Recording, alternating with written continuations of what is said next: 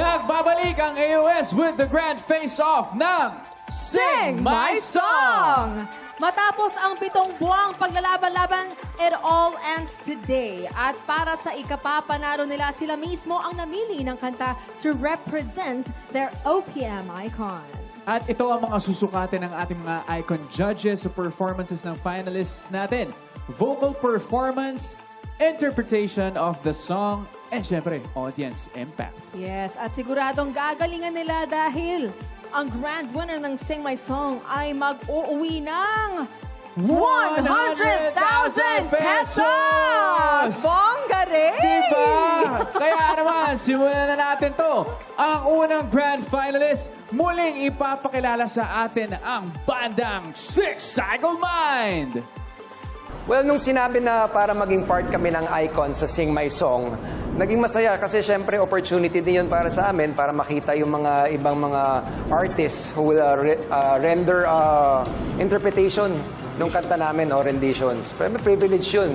So, nangibabaw para sa amin ang performance ni Osang kasi may pagka-comedy yung pagkanta. It was her own interpretation na bumagay sa kanya lang mismo eh. Tsaka pasok na pasok dun sa rock part nung sa sige. Osang, thank you sa version mo. Napakasaya. So, pag magkasama tayo sa isang show ulit, jump ka sa amin ha. Yeah, congratulations. Osang, rock and roll and sing our song! Nagulat ka, di ba? Buena manong performance, Ray. Grabe naman yun. Osang, saan mo kinukuha yung lakas mo? Ako na ulit si Osang. Bumalik na ako sa pagkatao. Back to normal na. Sorry po, natakot ko po kayo. Grabe. The rock diva and stand-up comedian. Osang! Grabe, maintain na maintain, pero may pasabog, no? Judges! Sorry. Naloka din daw si Osang doon. Napa-rock and roll ba kayo sa performance niya? Sir Ding Dong. Osang, ginulat mo ako. Actually, sa totoo lang, di ko alam kung paano kita i-scorean eh. No, kasi pinakita mo, meron kang low, may mid, may high. Lahat dinaanan mo eh. I'm so impressed. It was a very entertaining number overall dahil yung character maintained, pero vocally, it was very strong. It was very solid in all aspects. Seriously yung comedy at saka yung seriousness, gusto ko yung blend na ginawa mo. And it did not take away from the song, kuhang-kuha mo. So, I am very, very impressed. Congrats. Nice. Ayun. Sir Louie. Yeah, Osang, I was very impressed. I loved it from beginning to end. I was so entertained. Alam mo yung pinakagusto ko? Sabi ko, wow, napaka-social ng boses dito, no? Sa umpisa. Tapos nung nag-rock and roll ka na, ibang klase, may gas, yung pagkagaspang ng boses mo, bumagay at talagang ramdam na ramdam ko. So, I loved it from beginning to end. Ang kulit ko, beginning to end, I loved it. You were great. So, congratulations. Wow! Salamat po. Miss Pops. Yeah. Well, unang sampa pa lang niya sa stage, na-attract na ako sa kanyang napakataas na rubber shoes. Kasi sabi ko, ba, kaya niyang ilakad yon. I did not know what to expect. Same as my fellow judges, no? So nagulat ako, first note pa lang, tinake niya from the low. Ang interesting kay Osang is, iba-iba yung voice quality na binigay niya sa isang kanta at vocal technique na pagsama niya sa isang kanta. So it's very entertaining. It's very unexpected. So overall, magaling.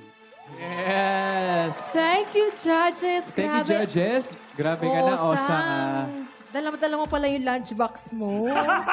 Hindi naman ito rubber siya. Lunchbox. Hindi lang sila yung ginulat mo si Julie, gano'n ang gano'n sa balikat ko Oo, kanina. eh. Parang kanina pa. Dito ata nagagaling yung superpowers mo, no? Nagmotor kasi ako. Pasensya na. Alright. Sunod namang lalaban. Ang nagpasaya sa OPM icon at star of all decades, Miss Manilyn Reynes. Ang icon na si Miss Manilyn, ilalaban ni Thea Ashley. Mula sa cassette tape, tapos ngayon digital streaming na. Ang saya talaga sa puso na umaabot pa rin sa puso ng mga tao ngayon ang musika namin. At patunay nga yung naging performance ni Thea Ashley that Sunday ng kanta ko dahil maliban sa napabilib ako sa galing niya, naantig din talaga ang mga puso natin. O paano? Mula sa isang kontesera to another. Ito ang maipapayo ko sa iyo, Thea. Ipinagkaloob ng Panginoon yung talent mo at itinanim ang pangarap na yan sa puso mo para tuparin. Kaya, pang ginagawa mo, tuparin na yan! Thea Ashley, sing my song! Our very own Thea Ashley! Hasang-hasa na talaga sa competition. Grabe. Produce, eh. Alam mo, Thea, Oo. I've seen you perform so many times. Grabe, pag narinig ko kasi yung boses mo, nagiging fangirl din ako. Hindi, totoo yan. I think, ikaw yung isa sa may pinaka soulful na boses na narinig ko sa tanan ng buhay ko. Thank you, Ate Jo. Oo, pero dito ka sa performance mo, parang, kakaiba yung hugot ba? Hugot? Oo. Parang Ano pa pinuhugutan ka ba, Tay?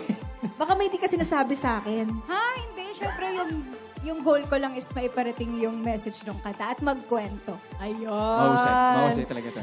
Judges, nabigyan ba ng sarili niyang tatak ang kanta ni Miss Manilyn Reyes? Sir Louie! Definitely. Thea, alam mo, all of you are given such a short time to share your story, no? And what's fascinating is, in that given period of time, bigla ako nag-flashback. Alam mo yon, yung parang naging soundtrack of my life. Alam mo yung ganon? So, grabe yung hugot pag-awit mo kanina. I was, talagang ano mo yung puso ko, no? Sabi ko, sarap dito. Parang muni-muni para sa akin, eh. So, your singing was great. Your storytelling was great. So, I loved it again. You were good. Fantastic. So, congratulations. Thank you po. Miss Pops? Ito yung sinasabing dahil ang gagaling nila, syempre ang sasabihin namin, magaling kasi magaling talaga, di ba? And what I like about Thea, tama si Louie, this has been probably one of our soundtrack, no? Itong song na to. We grew up with this song. Nag-add ka ng sarili mong flavor. Hindi ko rin in-expect kung saan mo dadalhin yung kanta. But you gave it your own power, your own feelings, your own emotion. At ang gusto ko kasi tuwing may contest, singing contest, yung performer, naglalagay sila ng sarili nilang touch because that's what makes it different. So, I also enjoyed your performance there. Thank you, Miss Pops. Thank you po. Sir Ding Dong. Thea, alam mo, tama yung sabi ni Louie kanina, you brought us back to those times na with that song, no? But what was interesting to me is ramdam na ramdam ko yung paano mo siya in-interpret. And tama si Pops na there's that yung inflections mo yung as an artist, nilagay mo doon. And it really felt authentic to me what you were trying to express. And I felt you. I felt you in that performance. Even kahit maikli lang, pero ramdam na ramdam kita. Thank you po. Thank you, Sir Ding Dong. Thank you so much, judges. And thank you, Thea, for that wonderful Nice one, performance. Sunod namang magpapasigat ang ating youngest finalist na si Viana Rica Franca na ibibida ng OPM Icon Band, Nobita. Ang saya mapabilang sa tinuturing na icons dito sa Sing My Song kasi nabigyan kami ng opportunity para husgahan at panoorin yung mga nagagalingang artists singing our songs. May kanya-kanya silang take and may kanya-kanyang flavor at wala na sigurong masasaya pa as an artist na makita mong binibigyan ng halaga yung song na inyong nilikha. Nag-stand out yung performance ni Viana sa amin kasi she made us feel na she's going through the same yung message nung kanta. And of course, she didn't just sing our song but she performed it like her own. Viana, kahit ikaw siguro yung youngest contender sa finals, alam namin may lalabas mo yung 100% mo. So good luck. And Viana, Sing our song!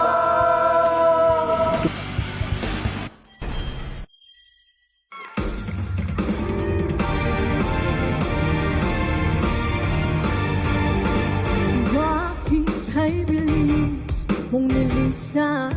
Di mo na mabibilang mga bituin. Sa langit ay hindi na makikita pa. Bakit di ko na malayan? Bakit ko iyong nilisan? Hindi ba ako sapat? Sapat ngayong wala ka na, hindi na makakamit ang mga ngiti sa labi, hindi na mababawi sandali sa piling mo, hindi na makikita muli. Ngayong wala ka na, ako'y nandito pa. Ang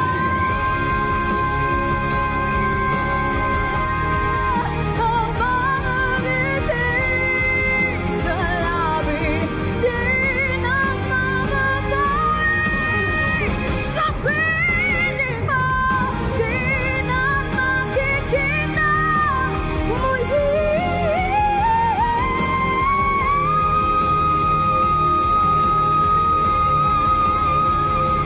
Ako'y nandirito pa.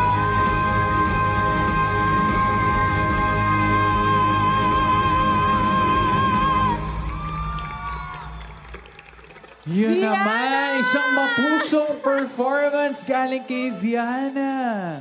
Wow. Grabe, Viana. Nagulat naman ako sa, I don't know what it's called, but I think it's a ping. Kasi yun yung parang medyo papa-whistle na siya, but it's like lower than a whistle eh. Alam mo, isa yun Ano sa... yan? Ping? Para Ping. siya, it's a ping. Oh, ping. You know? Something like that. Oh, wow. Oh, so, na ano ko, nagugulat ako pag may nakakarinig ako ng ganon. And sobrang dalang lang ng mga singers na nakakagawa ng ganyan. So you should take care of it. Okay? Wow, syempre, tatanungin natin ang ating icons. Miss Pops, ano pong masasabi niyo? Unang-una, sobra akong proud kay Viana. Dahil when I was one of the judge in center stage, syempre siya ang aming champion, siya ang aming winner. And bata pa lang si Viana, I have to say, napakagaling na niya. Kasi yung voice quality niya is so mature for her age back then. Ngayon, mas gumaling pa siya. And that's been how many years after? I've always loved her voice quality. And tama si Juliana. Iba yung technique niya. Nalalaro na yung voice niya with so much control. And yet, the power is there and yet it's still so pleasing to the ears. So, proud ako sa'yo, Viana. You're doing so well. Congratulations. Ang galing mo! Gumaling ka pa. Thank you po. Sir Louie?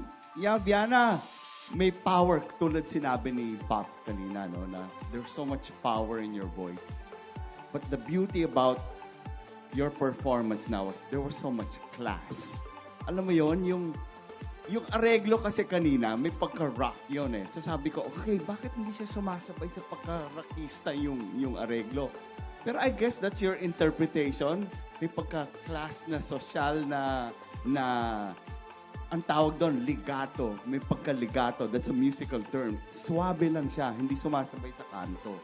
Kanto ng kompas, no? So you did it very well. There was so much conviction and class in what you did. And your vocal range is so wide. I was so impressed. So congratulations. It's a good, very good performance. Sir Ding Dong. Viana. I must say, talagang sobrang, nakita mo naman yung comment nila, lahat kami dito, we are in awe of your vocal prowess. Talagang, it's so, para sa akin to comprehend na, you're only 19, right? Yes po. At 19 years old, ganyan na yung vocals mo. It's amazing.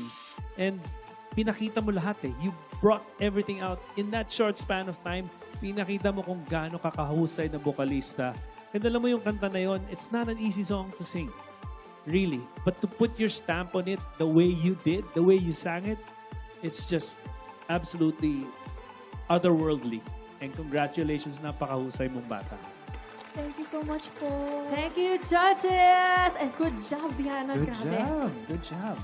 Okay, mga kaayos, may dalawa pang finalists na ready nang magpasiklaban dito sa ating Grand Face-Off. Abangan sina Riel and John Rex sa pagbabalik ng #AOS Sing My Song Finals!